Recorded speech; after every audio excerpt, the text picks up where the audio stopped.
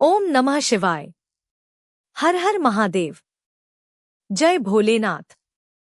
जय माता पार्वती।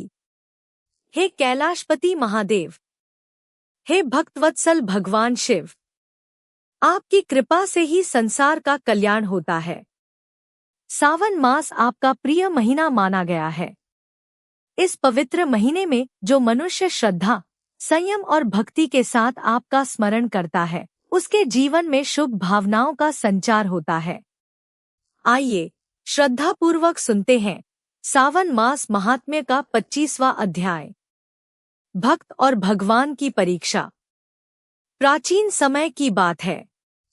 एक नगर में शिवदास नाम का एक गरीब लेकिन अत्यंत धर्मपरायण व्यक्ति रहता था।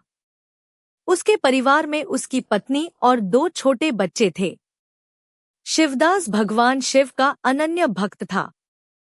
सावन का महीना आते ही वह प्रतिदिन प्रातःकाल स्नान करके शिव मंदिर जाता और जल चढ़ाता। एक दिन उसकी पत्नी ने कहा, घर में अन्न बहुत कम है, बच्चों के लिए भोजन की चिंता है, आप मंदिर में क्या चढ़ाएंगे? शिवदास मुस्कुराकर बोला, जिस महादेव ने संसार के असंख्य जीवों का पालन किया है, वे हमारे परिवार की भी रक्षा करेंगे। हम अपनी ओर से किसी का बुरा नहीं करेंगे और श्रद्धा से शिवजी का नाम लेते रहेंगे। उस दिन शिवदास नदी के किनारे गया। उसने स्वच्छ जल लिया और मंदिर की ओर चल पड़ा। मार्ग में मिला वृद्ध साधु।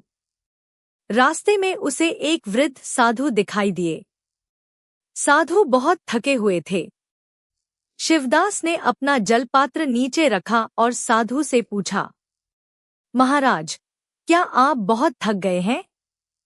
साधु ने कहा, वत्स, मुझे बहुत प्यास लगी है। शिवदास के पास केवल वही जल था जिसे वह भगवान शिव के अभिषेक के लिए लेकर जा रहा था। एक पल के लिए उसके मन में विचार आया कि यदि वह जल साधु को दे देगा तो आज शिवजी का अभिषेक कैसे करेगा? फिर उसने सोचा, भगवान शिव तो हर जीव के हृदय में विराजमान है। यदि इस वृद्ध की सेवा कर दूं, तो यही तो महादेव की सेवा होगी। उसने अपना सारा जल साधु को पिला दिया। साधु ने प्रसन्न होकर कहा, वत्स, तुम्हारी भक्ति सच्ची है। भगवान शिव तुम्हारे मन की भावना जानते हैं। यह कहकर साधु वहां से चले गए। मंदिर में शिवदास की भक्ति। शिवदास खाली पात्र लेकर मंदिर पहुंचा। उसने शिवलिंग के सामने हाथ जोड़कर कहा, हे महादेव, आज मैं आपके लिए जल नहीं ला सका। रास्ते में एक प्यासे साधु को वह जल देना पड़ा। यदि मैंने कोई भूल की हो तो मुझे क्षमा करना। फिर उसने आंखें बंद करके केवल ओम नमः शिवाय, ओम नमः शिवाय का जाप करना शुरू कर दिया। कुछ देर बाद मंदिर में उपस्थित पुजारी ने देखा कि शिवलिंग पर कहीं से जल की बूंदें गिर रही हैं। सभी लोग आश्चर्यचकित रह गए। पुजारी ने कहा, यह भगवान शिव की कृपा है। आज शिवदास ने जल से नहीं, बल्कि सेवा और सच्ची भावना से महादेव का अभिषेक किया है। शिवदास की आंखों से आंसू निकल आए। भगवान शिव की कृपा। जब शिवदास घर लौटा तो उसने देखा कि उसके घर के बाहर कुछ लोग खड़े थे। नगर के एक व्यापारी ने उसके परिवार की सहायता के लिए अन्न और आवश्यक सामग्री भेजी थी। व्यापारी ने कहा, मैंने सुना है कि तुम बहुत धर्मात्मा हो। सावन के महीने में तुम्हारी सेवा और भक्ति देखकर मैंने तुम्हारे परिवार की सहायता करने का निश्चय किया है। शिवदास ने हाथ जोड़कर कहा, यह सब मेरे भोलेनाथ की कृपा है। उसने अपनी पत्नी से कहा, देखो, महादेव अपने भक्त को कभी अकेला नहीं छोड़ते।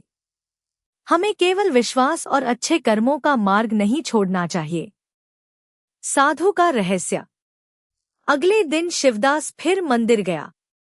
वहां वही वृद्ध साधु बैठे दिखाई दिए। शिवदास ने उनके चरणों में प्रणाम किया। साधु ने कहा, वत्स, कल तुमने मुझे जो जल दिया था वह केवल जल नहीं था, उसमें तुम्हारी श्रद्धा और सेवा का भाव था। भगवान शिव को ऐसी ही भक्ति प्रिय है। शिवदास ने पूछा, महाराज, आप कौन हैं? साधु मुस्कुराए और बोले, मैं तो भगवान का एक साधारण सेवक हूं। इतना कहकर साधु वहां से चले गए। शिवदास ने मंदिर में जाकर भगवान शिव के सामने सिर झुका दिया।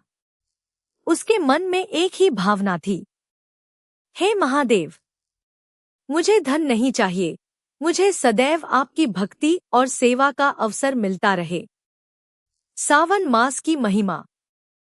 तभी मंदिर के पुजारी ने वहां उपस्थित भक्तों से कहा, सावन का वास्तविक महत्व केवल बाहरी पूजा में नहीं है। इस महीने में मनुष्य को अपने भीतर के अहंकार, क्रोध, लोभ और द्वेष को कम करने का प्रयास करना चाहिए। शिवजी को जल चढ़ाना पुण्य है, लेकिन प्यासे को जल पिलाना भी शिव सेवा है। मंदिर में दीपक जलाना पुण्य है, लेकिन किसी दुखी मनुष्य के जीवन में आशा का दीप जलाना भी पुण्य है। सभी भक्तों ने भगवान शिव के सामने सेवा और सदाचार का संकल्प लिया। जो भक्त श्रद्धापूर्वक सावन मास की इस कथा को सुनता या सुनाता है और भगवान शिव का स्मरण करता है, उसके मन में भक्ति, सेवा और सदाचार की भावना बढ़ती है। भगवान शिव सभी भक्तों को सद्बुद्धि दें, परिवार में सुख शांति प्रदान करें और सभी को धर्म तथा अच्छे कर्मों के मार्ग पर चलने की शक्ति दें।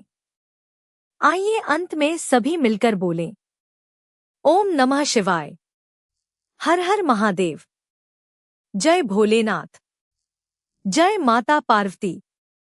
बोलिए भगवान भोलेनाथ की जय।